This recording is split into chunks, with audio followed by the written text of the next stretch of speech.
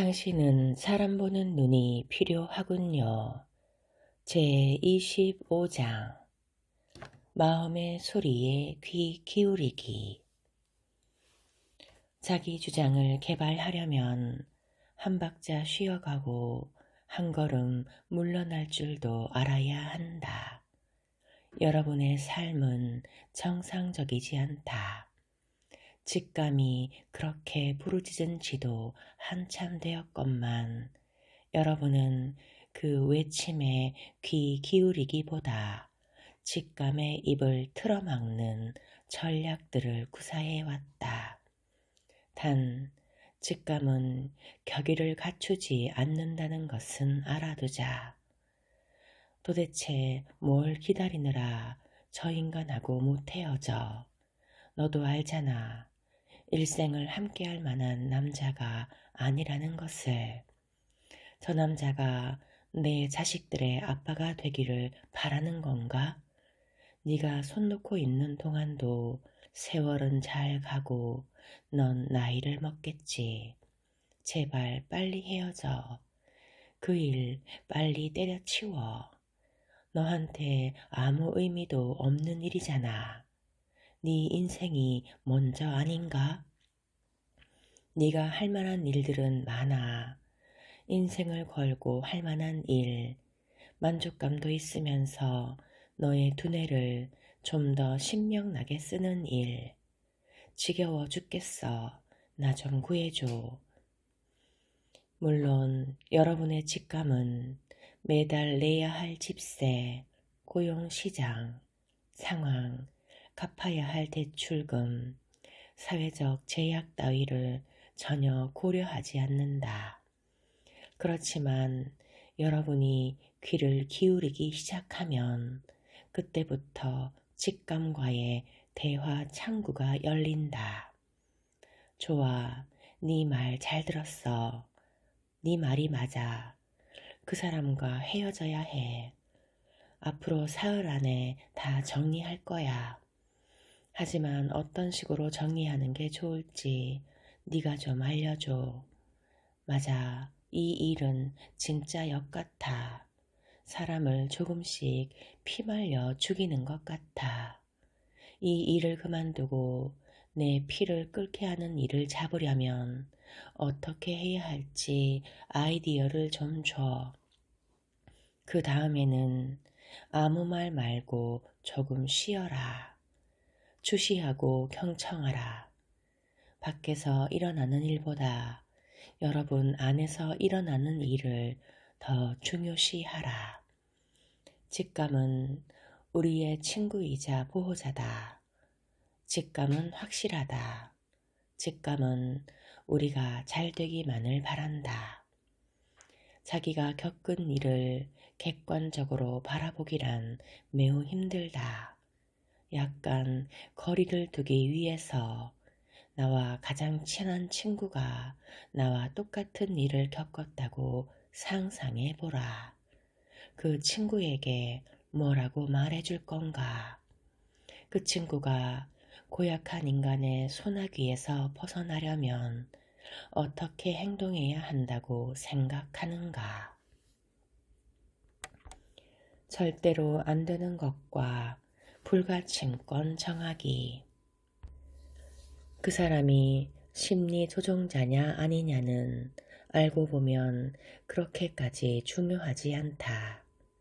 상대가 넘으면 안 되는 선은 여러분이 정하는 거니까. 여러분의 가치관을 수호하고 여러분에 대한 존중을 확보하라. 그게 어른으로서 마땅히 해야 할 일이다. 그러자면 기본적인 금지사항, 불가침의 권리를 확고히 정해두어야 한다. 여러분은 일탈 행동을 너그러이 봐주곤 한다.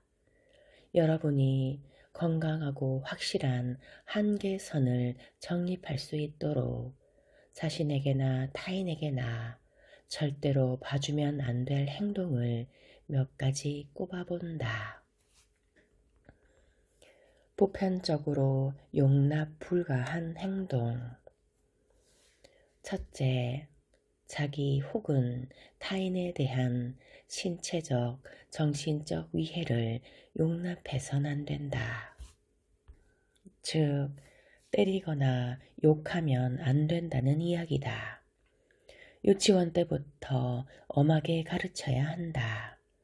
그렇게만 해도 골치 아픈 일이 한결 줄어들지 않을까 싶다.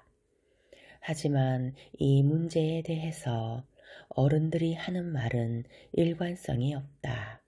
그렇기 때문에 학교 운동장이나 놀이터에서는 정글의 법칙이 통한다. 둘째, 위법이다. 심리 조종자들은 도덕이나 법을 아랑곳하지 않는다.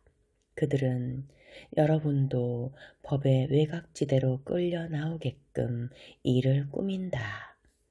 계약서, 보호장치, 증명서류를 생략하고 넘어가는 식으로. 법은 사람들을 보호하라고 만든 거다. 아무도 여러분이 법을 어기게끔 강요해서는 안 된다.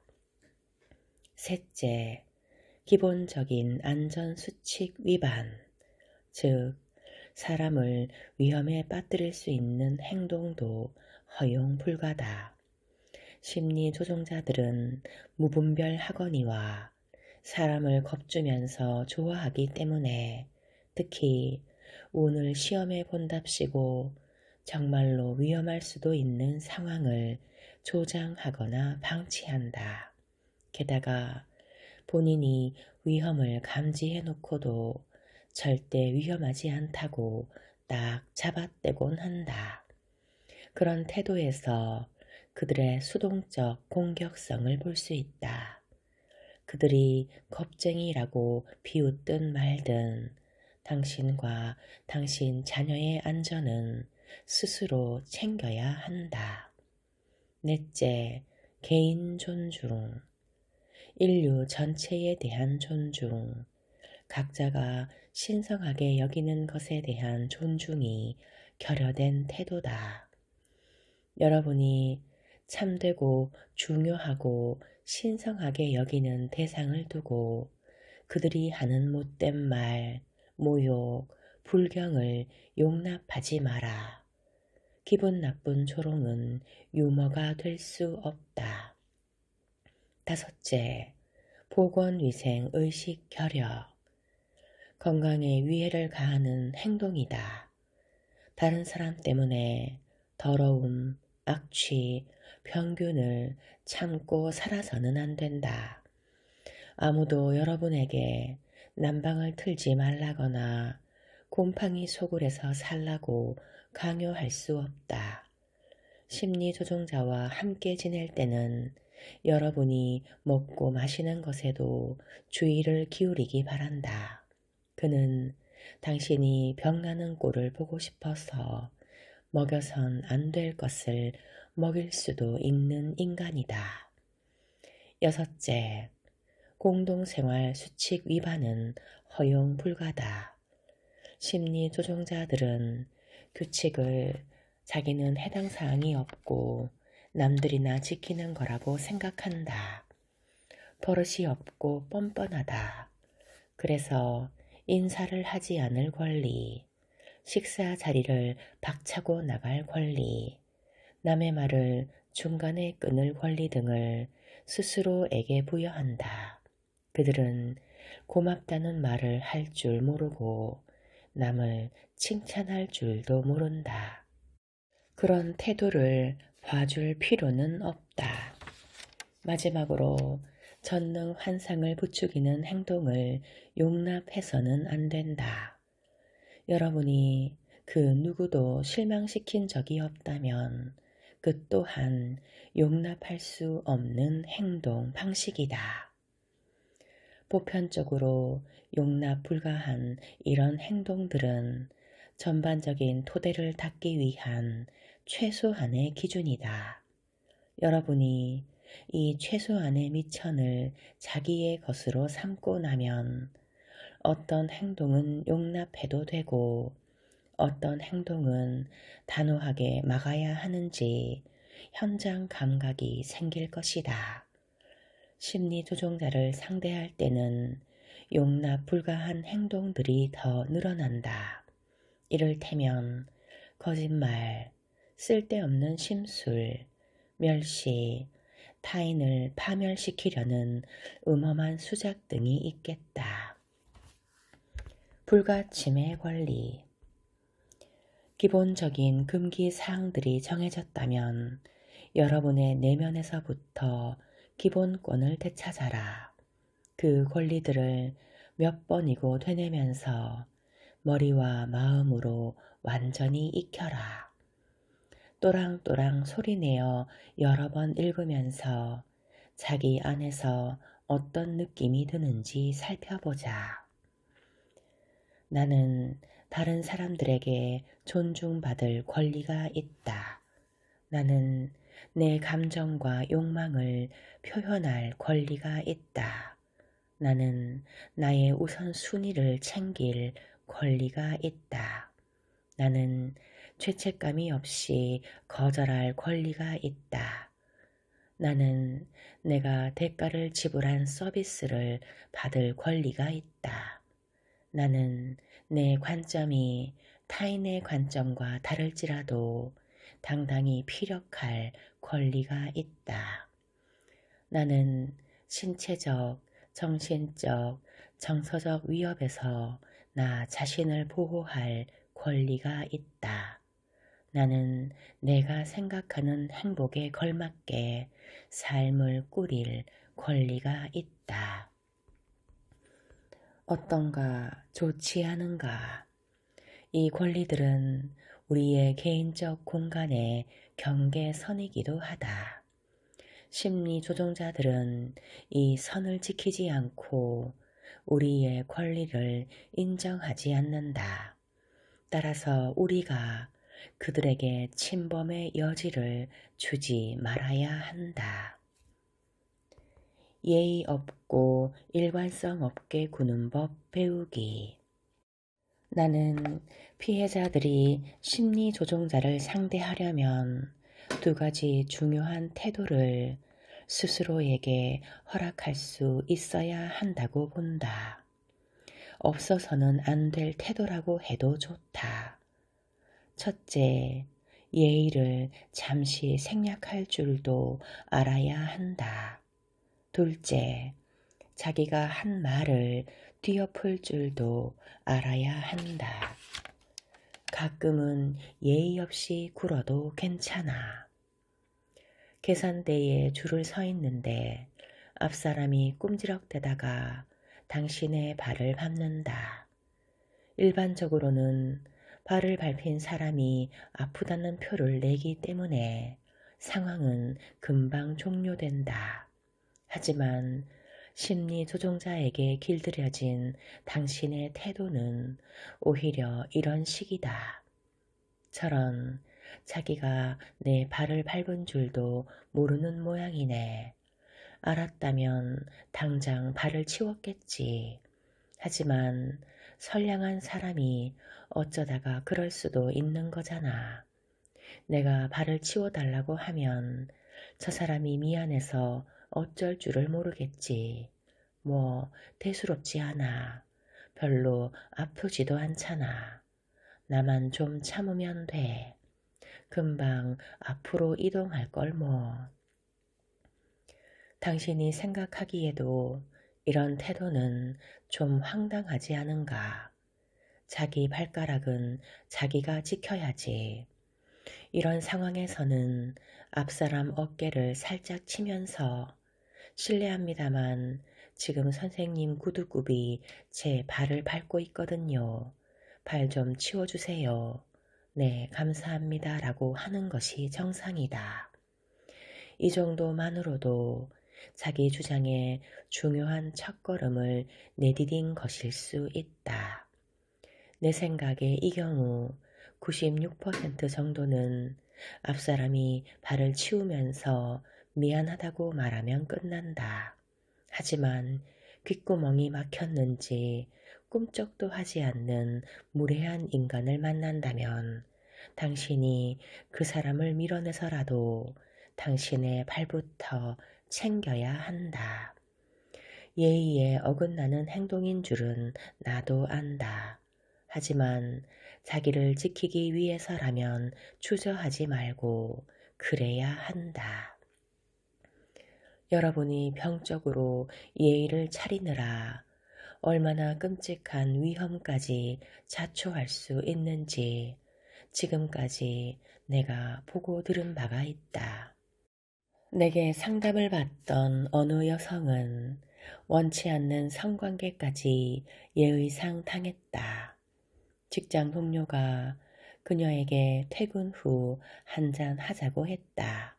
그 남성 동료는 그날 땀을 너무 많이 흘려 온몸이 끈적끈적하다고 자기 집에 잠깐 들렀다 갔으면 좋겠다고 했다. 10분도 안 걸릴 겁니다. 물만 한번 끼얹고 옷 갈아입을게요. 그녀는 자기가 그 사람 입장이어도 온몸이 땀으로 끈끈하면 불쾌할 것 같아서 순순히 그러라고 했다. 그런데 그 사람 집에 도착하자마자 분위기가 바뀌었다.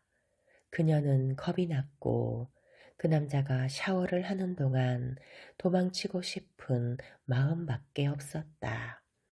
내가 왜 그때 도망치지 않았느냐고 물었더니 그녀의 대답은 이러했다. 간다는 인사도 없이 가버리면 안 되잖아요.